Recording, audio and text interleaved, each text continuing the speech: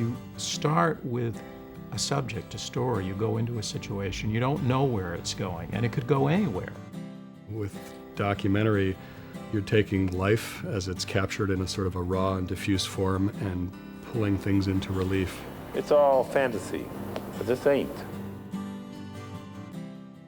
This place is full of people who are really passionate about life in general. We have a lot of great filmmakers who see Kartemquin as the place that really is a kind of locus for them out of which to produce the kind of films that they want to produce. It's a resource for a filmmaker, unlike any place that I've seen. You know, right now we're supposedly in a renaissance of documentary filmmaking. And I don't think that renaissance would have happened if there weren't organizations like Kartemquin. It's not an easy thing to convince the community about this idea of conservation. One of the reasons that Kartemquin as an institution is so valuable, there is such a community here and it's such a collaborative process, and it really shows, I think, in the films. How can you patent a gene? It exists in nature. It's like patenting your thumb. Kartemquin films, whether they're done last week or 20 years ago, still have that same basic honesty. The honesty of telling a story as it unfolds. The characters in the documentary drive the story, so we don't really know where we're going to end up.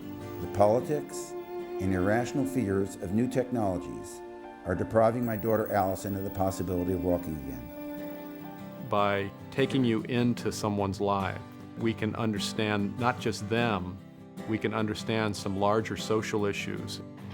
I was ministered to 95 inmates who were put to death by lethal injection.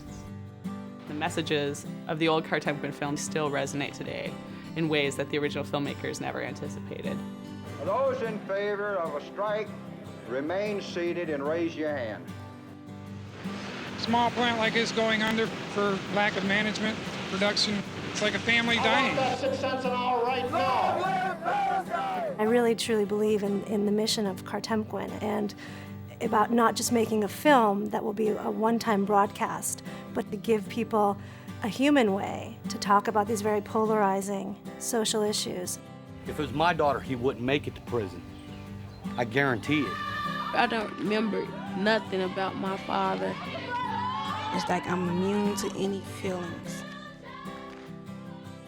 We just want to make films that wake people up.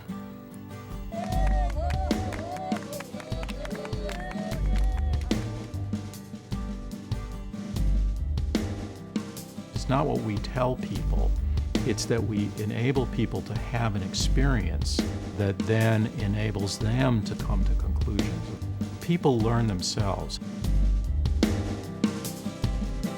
You know, I'm always looking for a reason to get hopeful.